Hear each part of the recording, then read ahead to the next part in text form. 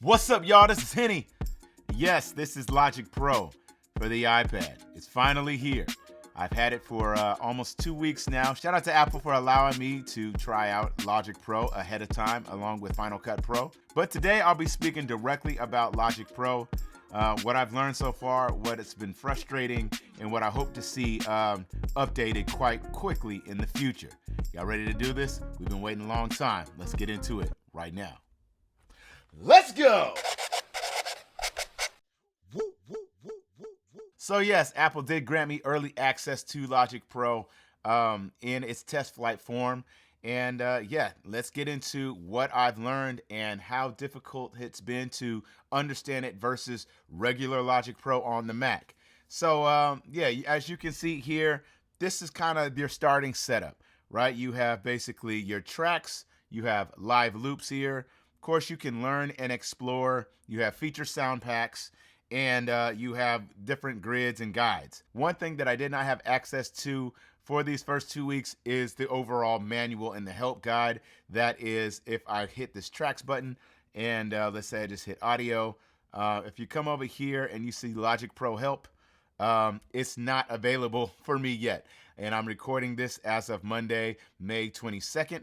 And so, yeah, this is something that has been hard to maneuver for certain things. But let me get into what I've been enjoying so far. Let me tell you this, Logic Pro for iPad definitely is different in many ways than Logic Pro for the Mac. Right? We don't have a Finder window, right? We don't have those normal things that we're used to with mouse and with trackpads and things of that nature. What you're going to see here is it is very similar setup to kind of how you use GarageBand when it comes to tap and touch, swiping, gestures, and all of that. And so the first thing that I wanted to do was try recording directly on the iPad, because I knew that, music production, making beats, doing things, of course it's going to be able to do that very well, but how well can it handle, big sessions? So last week, me and my production partner, Kennard Garrett, had the opportunity to record the Morehouse College Glee Club with an Oscar award-winning director for a project coming up, and we decided to test the iPad Pro as basically like a B recording device for this session. And so what we had an Apogee Symphony desktop, and we connect that to a Cranbourne 500 series via ADAT. And so we were able to get 10 tracks of 96K audio running simultaneously for up to 15 minutes at a time with no glitches, no error, and it was clean. Of course, I can't specifically play that for you guys right now, but as you can see on this session, we were able to, record all the different parts with no issues here, and you can see that, yeah, it just worked out. And so for tracking, once you understand the capabilities of what you can do simultaneously, getting the right quality, it works well. It didn't give me any glitches. It didn't give me any errors. I definitely, took this session and we brought it back to the Logic session that my business partner had on his laptop. Worked well. And so, going back and forth between iPad and from the Mac, and then back from the Mac to the iPad, man, it was flawless with, basically having, no real plugins on it. Now, we're talking about VSTs, AUV3s, and compatibility. Now, for a lot of those who are watching this video, it might be your first time understanding what you can do and what you can't do with an iPad when it comes to music production, specifically with Logic Pro, right? So you got to understand the VST format isn't compatible with what you see on an iPad. The iPad uses what's called an AUV3. And so when you come over here, and you get to this mix window or this edit window, when you get to the mix window, you're going to be able to see that you have, Logic has its own EQs, effects, distortion, dynamics, modulation, all of those things. But there's a slew and there's a ton of awesome audio units, and they're called audio unit AUV3s from a lot of different developers. And so, you can find a lot of those on the App Store, but of course, some of your favorites might not be adapted to work with AUV3 format. So you have to be a little bit patient there. But, you can add as many, inserts of effects. Let me add some distortion here. Let me add some knock here. Let me add some delay, right? You can just keep adding, whatever you need as far as getting your mix together, right? And then you can come here and you can see that for each track, right, you'll have all your different AUV3s that you can mess around, tweak, and do everything else. And so, when it comes down to, making sure that you can get a kind of a good workflow going from tracking to starting to do a kind of a good mix, or start of a basic mix, just know that you can do that very easily with Logic Pro, right? And so I was able to track. I was able to get some 96K audio, clean, crisp audio with, low latency monitoring, all the things that I needed to do. That worked well. Now, let's talk about one thing that was not as easy to do, and some things that I was like, why doesn't that work? So let's say I'm an engineer and I want it to be portable, right? And I want to take this iPad with me and I'm going to start mixing a production or a beat that somebody sent me, and I need to bring the files in. I'm going to start with a new, I'm going to start basically with a new session. It's going to come up with this, right? I'm adding MIDI, audio, a drummer pattern, kind of similar to what you would see in GarageBand. So let's say I need 10 tracks of audio. So I'm going to say I need 10 tracks, and I'm going to hit this audio button, and it's going to populate 10 tracks, okay? And so, you can get a little deeper in there. You can tell it where you want it to go. You can tell it what type of patch it needs to load from. All those things are cool, right? So now I have 10 pieces of audio tracks that I'm going to bring these files into. Now, if I come up here and I go to my Files app, and I locate the files that I want to drag in for, to start mixing. Somebody sent me a beat, or I want to mix my own beat or whatever, right? I can tap up here at the top. I can tap select. I can tap all of these files that I want to bring in. Now, if I drag it over here, and I drag it over here, and I drag it over here, you can't necessarily drag multiple files at a time. Now, that is one thing that I feel like needs to be fixed pretty soon, because if I'm an engineer and I want to be able to bring in a ton of files to start mixing, it's easy to just select them on a Mac with regular Logic and just bring in the files, and it just auto populates those audio files for you. So I can do it one track at a time, right? It's going to ask the added file contains tempo information. Do you want to import that? Sure, because that's the one file, right? So now I can do that, right? I can bring other files in, clip 1, right? Boom, there's that. Clip 2, right? I can do that, right? I can do it one at a time. But one of the things is, if I'm using, my iPad just as much as I wanted to use a laptop, I want to be just as quick and convenient. And so that was one of the things that kind of frustrated me over the last week and a half, because I'm using the iPad for a lot of different apps, right? I use apps like Loopy Pro. I use apps like Blockswave. I use apps like Beatmaker 3. I use apps like AUM, of course, like GarageBand and others. And so I see the idea of having a central hub for all the all the vibes that I want to start and create and bring into a specific DAW. This is just not it's just not available at the moment, and that was pretty frustrating to me. But if there's another way to do it, I tried to see if I can compress the files and bring them in. That didn't work either. So, that's just one thing that I can tell can be updated. And so I'll say this, right? So working with Logic Pro for the last week and a half, it's been really cool, but very frustrating, right? Because there's just certain things that maybe I'm not thinking about, or I haven't figured out yet. But I know that either with an update or me learning how to do it, it would be very easy to get a workflow going. So the biggest thing for me is setting up a workflow. part of working on the iPad for me is about doing things quickly, getting ideas out fast, and being able to stay in the rhythm, right? And so for the last, for the last year or so, I've been really focused on an app called Loopy Pro. And what I wanted to see is that can I bring Loopy Pro as an AUV3 inside of Logic so that I can start to create and then bring the files from Loopy Pro back into Logic as audio files and start to work that way. So you can see I have Loopy Pro running as an AUV3 plugin inside of Logic Pro. I have, if I come here to the mix window, I can swipe up and you can see that it's over here towards the left. You can see I have Loopy Pro. And, if I show details, you're going to be able to see that I can bring in my files and record them in as loops. And then what I can do from there is I can send those loops to another track to track them out. One of the things that, I wanted to be able to do is stay in the workflow that I've been used to. And so I have some tracks here that I have copied over.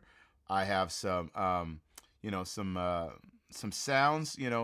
The amazing thing about, for production is the fact that, Logic has so many cool sounds, so many loops, so many patches, samples and everything. So, if I'm sitting here and, if I'm looking for a specific instrument, if I want, just say a piano, all I got to do is type in piano and it's going to give me all these things, right? If I wanted Rhodes or whatever, if I needed drums, right? If I needed loops.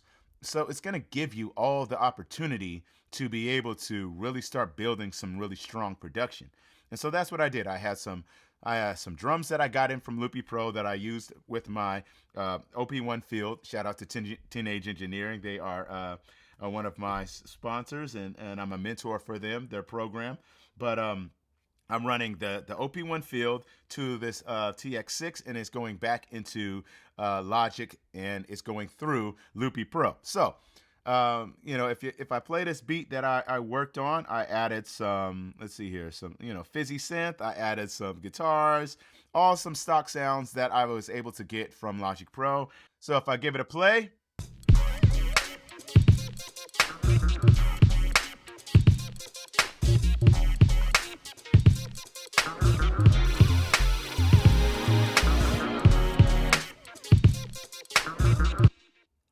just some stuff that I was trying to come up with, but I can tell that if I get better with trying to understand, my workflow and how I want to use Logic Pro as an overall main DAW for myself inside of the iPad, it has the capabilities. One of the things that I want to see for an update for Logic is the ability to add templates to Logic Pro inside of, the iPad. That is one thing that I couldn't figure out.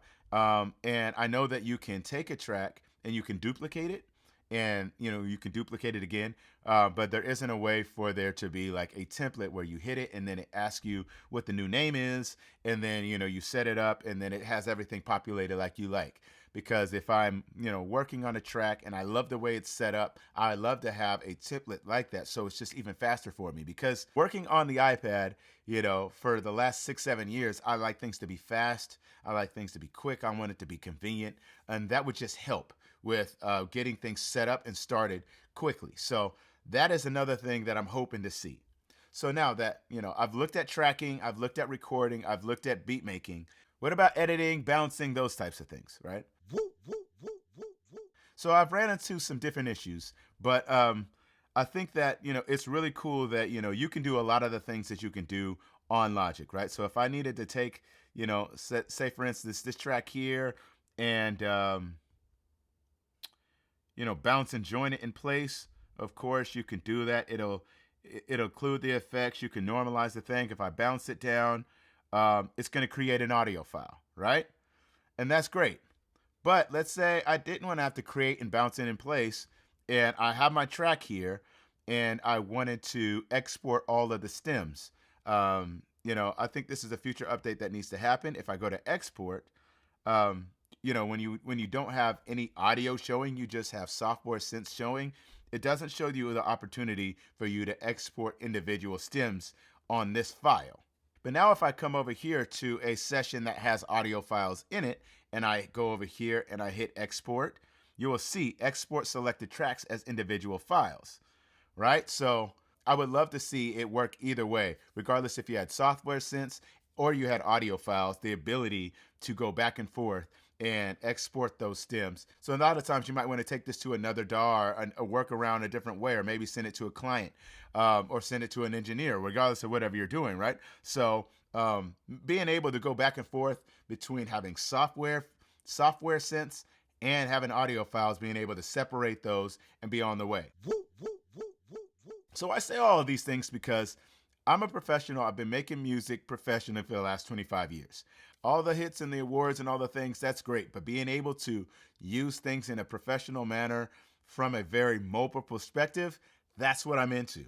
And so using the iPad for the last 6-7 years, it's been a joy. And I'm super, super glad that we finally have Logic Pro to the iPad. It's just certain things from a professional standpoint that I'm looking to get to just kind of get tightened up, because I want to use this every day, and I want to use this in the workflow that I'm using. And the fact that there's just certain things that I'm ready for, and it's just I haven't figured it out yet. I think that's what it is. Maybe it's possible, and I just haven't figured it out yet. So I don't want you to get misconstrued on it being possible or not possible yet. Maybe I just haven't figured out yet with the limited time that I've had it so far.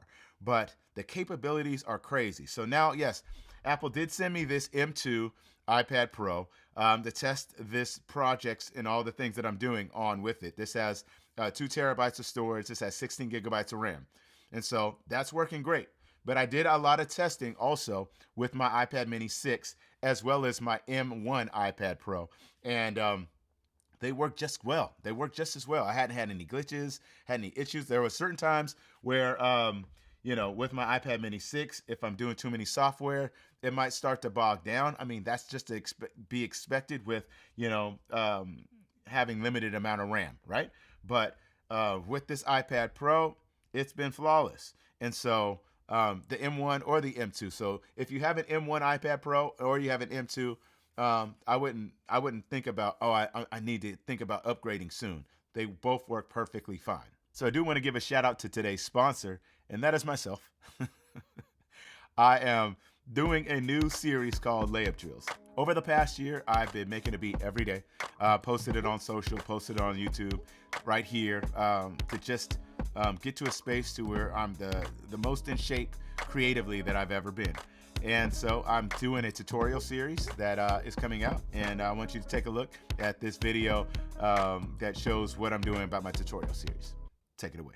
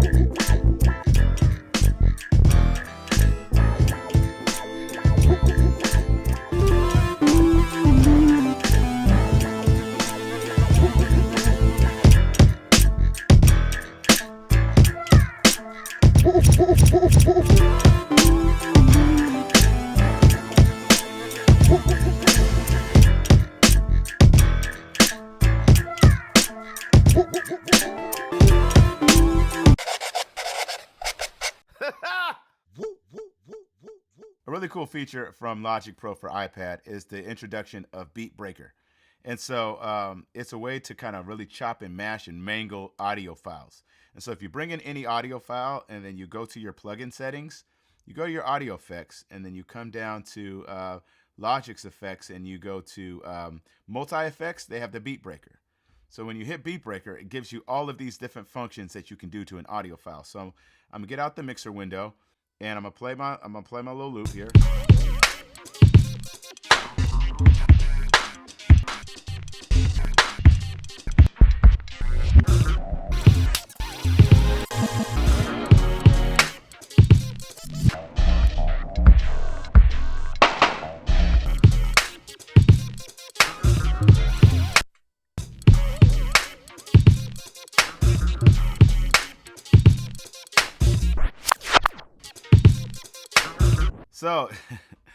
Now, I'm be honest with you. I haven't really got crazy with this yet, and I haven't found my workflow with this yet. But I know over time I'm gonna get really crazy, messing around and mangling certain sounds.